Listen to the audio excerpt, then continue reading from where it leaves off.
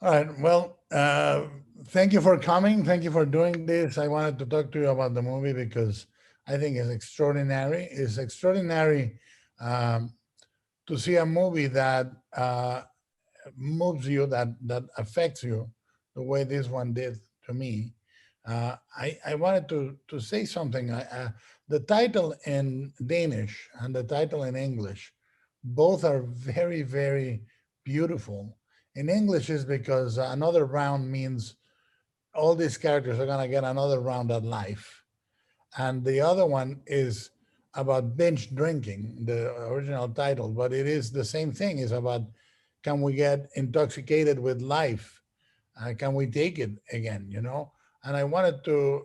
I know it originated on a theater piece by you, Thomas, but I wanted to ask, what was the journey into making it what it is now? Well, first of all, it's a huge honor being here talking to you, Guillermo. It's great, and thank you so much for doing this. And about the title, "Druk" is a bit more harsh. It's the brutal version. Another round is more poetic.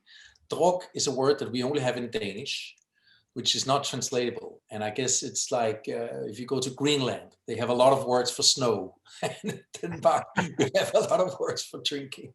So it started with me and co-writer Tobias Lindholm wanting to pay a tribute to alcohol, but more than just alcohol, to the inspired life, the life that cannot be measured. And it became, first of all, it was a celebration of alcohol, basically. And then we very quickly realized that this liquor that can elevate people and can make people marry and can make great world leaders make new and original decisions, and can also kills people and destroys families. And we wanted to make it as truthful as possible, so we embraced the whole scale of drinking. And we didn't want to be moralistic about it. We just wanted to make a survey, an investigation of this, which then grew into becoming an investigation of how to live, basically, and how to get your inspiration back in life. And that journey took 7 years or something. Yeah.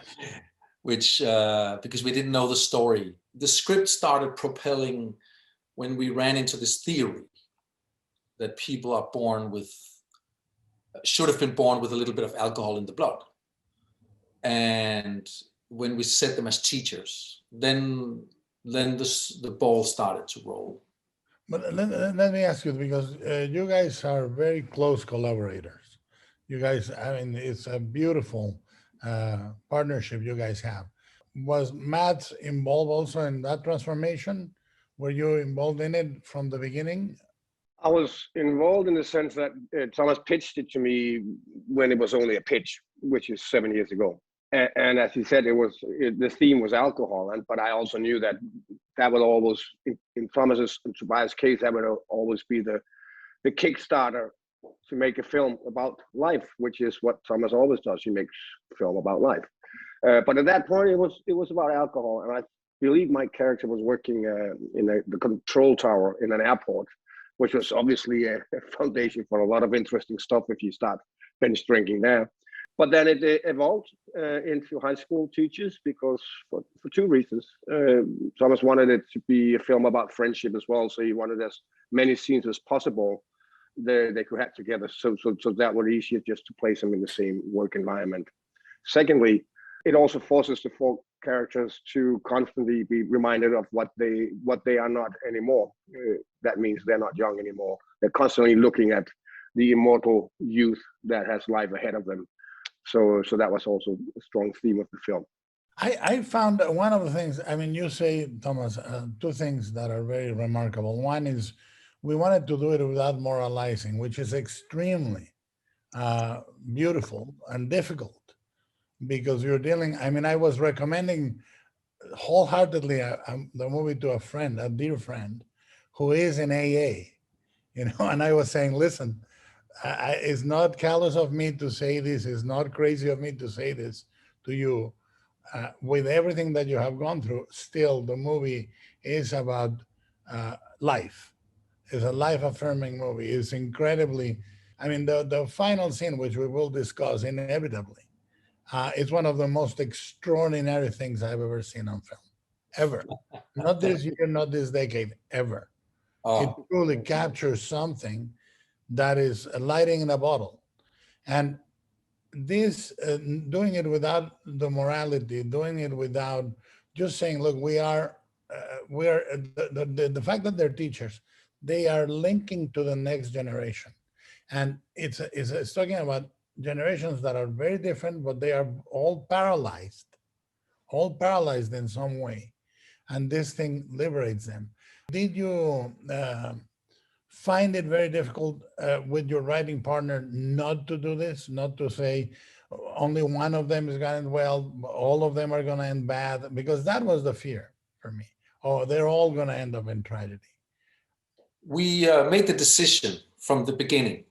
Let's steer away from morality, but let's not make an alcohol advertisement, Yes, yes. right? And I guess what we did, which helped us the most, was obviously to decide that one goes to the grave and another one is flying, and we have to follow those stories through. But I think more importantly, we forgot about our own voice. It was about self-forgetness, and let's just look at these people. Yes. And for me, it's one of the basic themes of the movie. Yes. Is to regain curiosity by imposing some risk on yourself and by getting courage from your friends. Every time we got self-aware, should we say this, should we say this, we took it away and say, let's look at the guys. Yes. How are their lives? So Yeah. it's always an effort to be curious. I guess for Mats as an actor, for all of us, it's all about self-forgetness when we do our craft. There is something beautiful also is can we be imperfect? I think a movie about forgiving ourselves from making mistakes, it was what I found so liberating. It was so human and so all encompassing. And I look, I went into it with trepidation because I know your work, and I thought, oh my God, how is this gonna end? Because I loved the characters so much. I loved them all. I wanted to go into a night out with everyone. I wanted That's everybody. possible.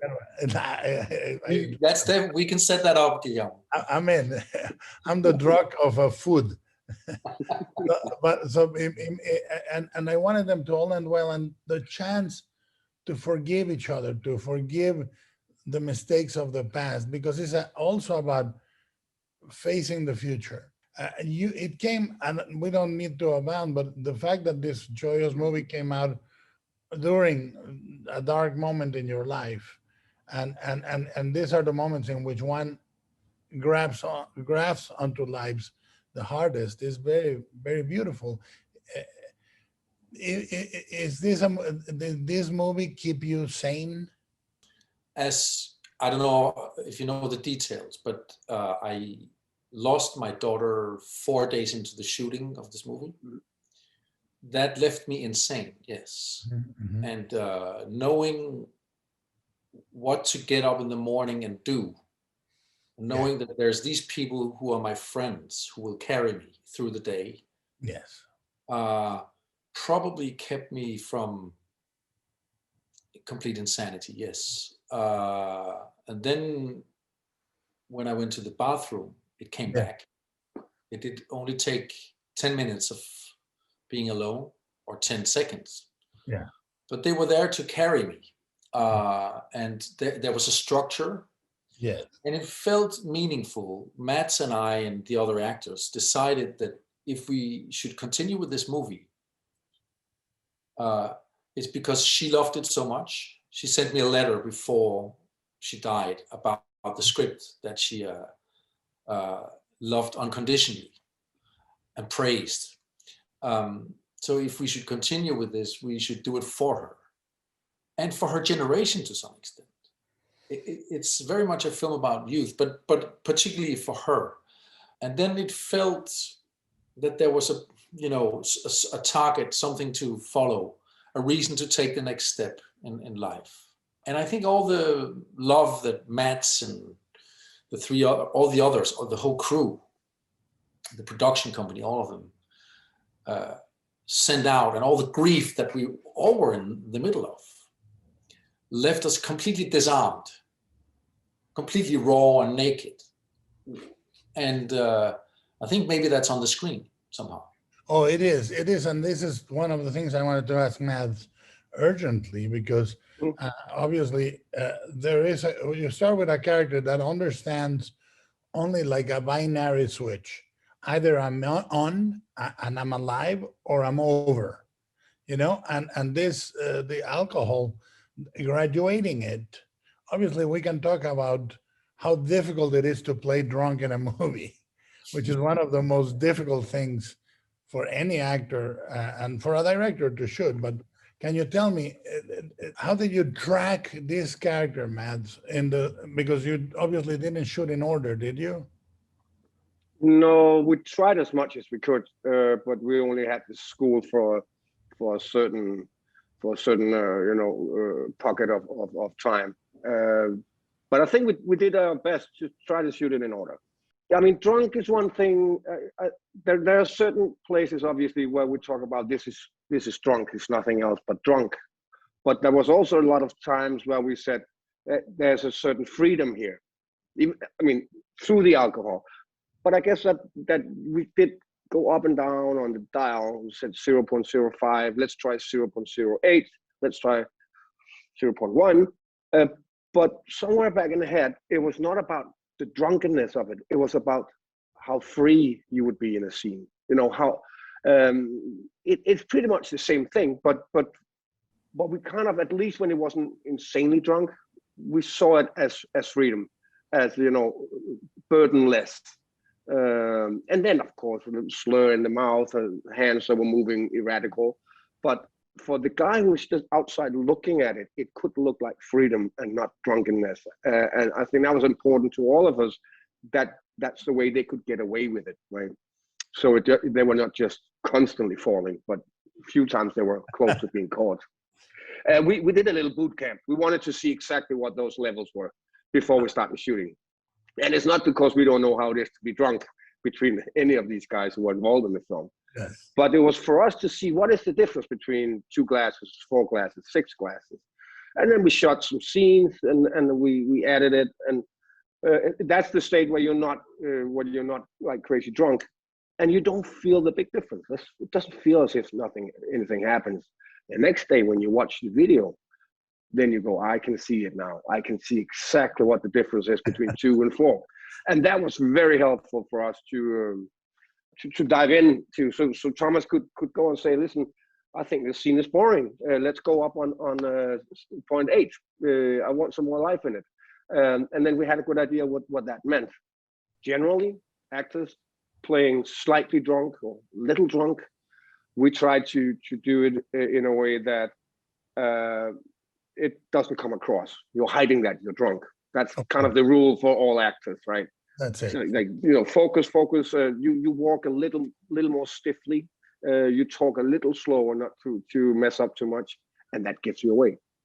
The next level, where you don't care about what people think, is we call it the Russian level, because we watched a lot of YouTube videos of Russian people in real life, yes. And it just gives you such what can you say? You became a little less nervous watching that, because it's insane what they do. So we dared to go there as well. Well, I normally don't drink, but I've been in the supermarket scene a couple of times in my life, and I don't even drink. But that makes it. I think that's part of what makes them so relatable. And the thing with your character, because you are our guide into the movie, from the beginning, you're circling and thinking about joining, but you don't fully join. Mm. And that's the beautiful structure. I think the movie is shot a little different than the other Thomas movies. There is a little bit of a difference for me on the way you film, the way you move the camera, the number of your cuts. There's something that we can discuss it when we have more than 30 minutes, but that's the beauty. The character circles, and we say, "Oh, it does." He says, "No, I'm not gonna dance the first time. Nah, maybe I shouldn't drink. I'm gonna leave." No, he ends up drinking. No, and he's always being reeled in, and he never quite abandons himself until the end. Mm. And I cannot let you go. I know you have to go before discussing that ending, because of the fact that the one thing you are waiting for is he gonna let go or not? Is he letting go gonna destroy his chances at a marriage? Is he gonna show up drunk, and then comes the moment of the end, and you go, I don't care. I don't care what happens after this. I don't care what happened before this. I'm alive in this moment. And when did you shoot it? If you guys can talk about it in the order of shoot. And two, it is the perfect mixture of camera control and camera abandonment, and the perfect level of actor dancing beautifully and normally. Like, Mm. please, if you guys can take a turn and talk about this final scene, which is absolutely one of the Greeks talk about catharsis. Is one of the few times in my life where I was watching a movie and I stood up, and I just, it takes a lot for my weight to stand up. And I did stand up, and I said, oh, this is pure life. Please, if Uh, you can take each a moment. well, it was a huge day shooting that film, that scene. One Uh, day. 2 days, but Okay. primarily this last day, because there was some rain in the first shoot, and then we had to come back. Everyone was there, families arrived. It was a big day to see Matt dance. And it was a bit, for us, watching the scene as it was in the film, it was a beautiful catastrophe. So much brilliance in front of us, with Yeah. Max's brilliance, basically, and yet so much pain behind it.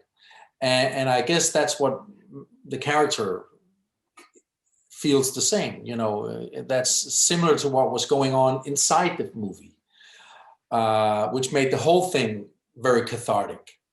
I want to say that making it a catharsis obviously has to do with the preparation. What you find in the hand very often has to do with the elbow, right? Right. And that he's been rejecting life, basically, and been rejecting the other's opportunities and invitations to dance and to let go and to forget and to let go of control and to embrace the moment. He's been rejecting that constantly from the beginning of the movie, which obviously makes it a great satisfaction when when it then happens. But Matt, you can describe for yourself how it felt that day. It was on a personal physical level. It was just hard work because I haven't done anything like that for 30 years, and I was super rusty. But the character was rusty as well, as you say, Guillermo. And I think how you felt about following the character, like, oh my God, is he gonna do this? Is he gonna do that? And then when you saw him starting to dance, and you said, I don't care anymore. He's alive. That's exactly what we wanted the character to feel as well. He's in a moment of his life where he's just lost someone he loved, and within the next hour he's regained someone he loved, and we wanted that to be part of the dance, so it didn't become an aesthetic dance. We wanted it to be that inner journey of what he was going through, and at that exact moment he doesn't care. He's alive, and that's what I think came through in the scene. But it all starts very earlier in one of the first scenes where they're celebrating a 40 years birthday. That's the first time he says no, but also the first time he says yes to having a drink. But he's drinking for himself. Yeah. He's not, he's doing it almost in hiding. And it's a man who's at that very precise moment realizes that the train has left him. He's standing on the platform. He knows there's something wrong, but he can't put a finger on it. And it dawns on him right there when he starts drinking a couple of shots that it's too late. He missed the opportunity.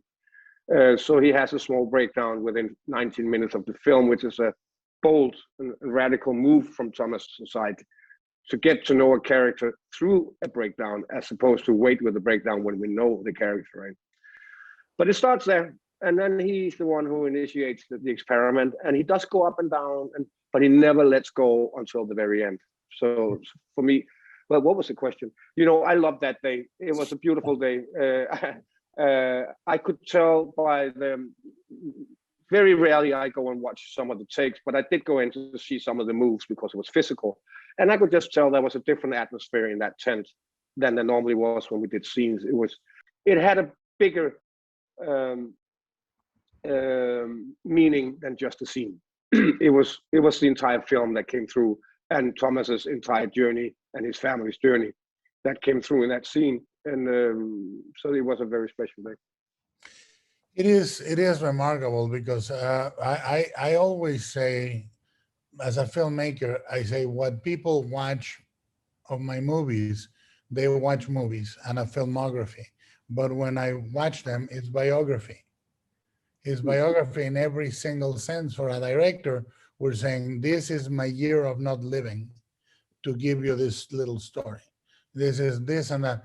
And to me, what is beautiful, poetic, extraordinary is how the journey of recovering life after losing a life, and the character and you as a vessel for the character, dancing not for yourself only, but jumping amongst the students, making it almost a barbaric, almost like a barbaric shamanic life affirming moment, is also truth of what happened to you, to Thomas, to the crew, after going through that moment in which I always say a movie is a lifesaver, because when I start a movie, I say nothing bad will happen, and everything bad may happen, but the movie will write itself. It has a magical power, a shoot. And for me, this moment is extraordinary in that sense, that you dance for the crew, you danced for the students, Thomas filmed it for you, film it for his loss, and film it as a promise of life to come. So yeah, and there was to add to this, and not to be too emotional about it, but there's one very important point in this. Ida, Thomas's daughter, was looking so much forward for that scene. And I know, Thomas, you have to leave, and we could talk for many hours about it. I can only say we're leaving 150 points on the table. I would love to discuss it with you guys over a nice Danish dinner one day. Yeah, but we will make that happen. The invitation is open, and there'll be 5, not just 4. Because I'm going to be there as well. In a row, and I'll say this, Mads knows how much I love his work and your work, but I want to say it, and in your filmography, this stands, the movie itself is the dance, is the time you, Thomas, also danced for everybody, including us in the audience. So I thank you for that. Thank you. That was beautiful. That was very beautiful. Thank you, Guillermo. Thank you. Thank you, Guillermo. We call it a day, but loved it, and I will let you go to the gloves, man. It's the beginning of a day. See you later. It's the beginning of a day. Have a great one, and if I can help in any other way, let me know. Yeah, well, it was fantastic to talk to you. I'm moved by it and honored and everything. Same here, Thank you so much for your words and for your deep understanding of the film, which is we can talk about, I mean, your cameraman, we'll talk about it. Yeah, he's great. He's great. Right. See you in the video games, man. Yeah, absolutely. I'll see you, my friend. Ciao. See you in the land. Bye.